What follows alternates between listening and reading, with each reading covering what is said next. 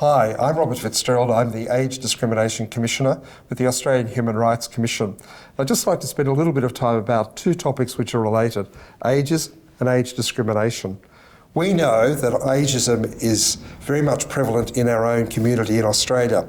And we understand that not only because of the research we've done, which showed that over 90% of Australians recognise that ageism exists, but we simply have to talk to older people who tell us that they experience ageism almost on a daily basis.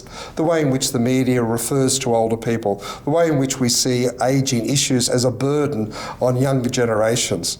But it has a much more profound effect in the way in which people are actually dealt with.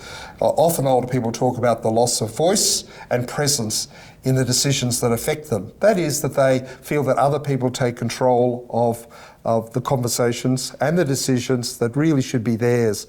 And often they lose presence. They're not even, there when in fact important decisions are being made about their lives generally. So ageism really has three particular elements according to the World Health Organization. The first is how we think about older people, and often that's about stereotypes that we've created over a long period of time, even from our youth. And those stereotypes are often negative or create a poor image of ageing and older people. The second is how we feel, and of course the way we feel is really about prejudices and biases that we can in fact develop over time in relation to older people. And of course the third element is the way in which we act, and that really evidences itself in discrimination in employment, discrimination in financial decisions, discrimination in availability of housing and accommodation more generally. So in Australia we have to challenge ageism just the same as we challenge sexism and racism, but we recognise that in many senses ageism is slightly different. One of the things we've come to understand is many people don't know that they're acting with an ageist approach to other people, but when they do, they are prepared to change. The pointy edge of ageism really is around discrimination. Age discrimination is when somebody is disadvantaged in decisions that affect them based simply on their age, not on their characteristics, not on what they've been or what they're doing or what they can do. And that age discrimination applies to people of all ages, but particularly for older people. It's very evidenced in employment, where decisions around the recruitment of older people might in fact be one that excludes people from even applying for jobs. A second is in relation to accommodation. A third is in relation to services generally. And the Commission's concern has really been to try to ensure that discrimination is eliminated in all of those areas.